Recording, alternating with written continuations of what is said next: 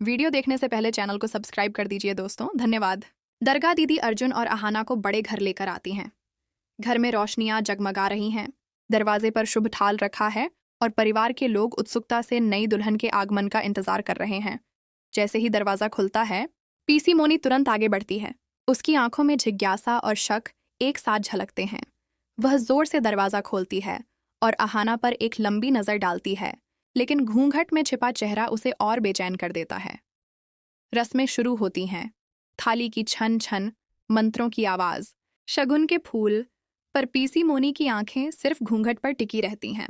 रस्म खत्म होते ही वह खुद को रोक नहीं पाती और दरगाह दीदी के करीब जाकर तेजी से कहती है, अब तो चेहरा दिखाओ, मैं देखना चाहती हूँ कि ये लड़की है कौन। तभी श्रोतु मामू आगे आते हैं और मजबूती से कहते हैं, दुल्हन के घरवालों ने कहा है अभी चेहरा नहीं दिखाया जाएगा, ये उनकी रस्म है, समय आने पर सब कुछ हो जाएगा। ये सुनकर पीसी मोनी का चेहरा तमतमा उठता है। वह भौहें सिकोड़कर अहाना को घूरती है, जैसे उसके मन में कोई पुरानी बात जाग रही हो।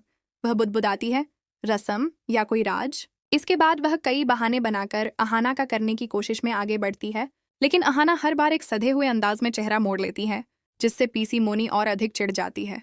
शाम ढलते ढलते पीसी मोनी की बेचैनी चरम पर पहुंच जाती है। वह अपने कमरे में बैठकर सोचती है कि आखिर इस लड़की में ऐसा क्या है जो सब छिपा रहे हैं। उसे अपने पुराने शक फिर से जागते हुए महसूस होते हैं। तभी अचानक दरवाजे पर हल्की सी दस्तक होती है और अहाना ट्रे में खाना लेकर अंदर आती है। पीसी मोनी की आंखों में तुरंत चमक आ जाती है, जैसे उसे यही पल चाहिए था। वह तुरंत सीधी होकर बैठती है और मुस्कुराते हुए कहती है, अरे बेटा आओ, खाना रख दो, जरा पास आओ, बात करनी थी। अहाना ट्रे रखकर एक कदम आगे बढ़ती है, लेकिन फिर भी चेहरा साइड पर रहता है। पीसी मोनी मौका पकड़कर घूंघट थोड़ा ऊपर उठाती है और एक अजीब सा एंगल बनाकर अहाना का चेहरा देखने की कोशिश करती है।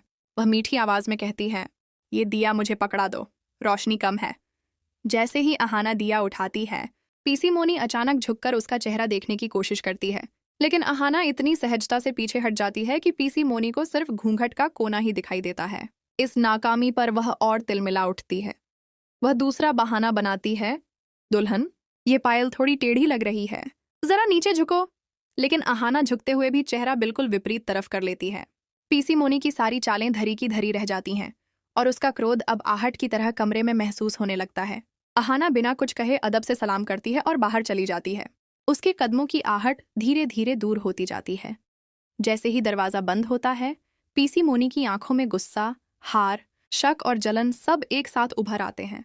वह अपने दांत भींचते हुए कुर्सी के हत्थे पर जोर से हाथ मारती है और धीमी मगर खतरनाक आवाज में कहती है, ये लड़की कुछ न कुछ छुपा रही है और मैं कल सुबह इसका चेहरा देखकर ही रहूंगी, चाहे मुझे पूरा घर क्यों ना उलटना पड़े। कैमरा उसकी आंखों पर झूम होता है, जहां सिर्फ शक नहीं बल्कि तूफान से पहले की खामोशी साफ दिखाई देती है, जैसे उसकी निगाहें आने वाली बड़ी मुसीबत का इशारा कर रही हों।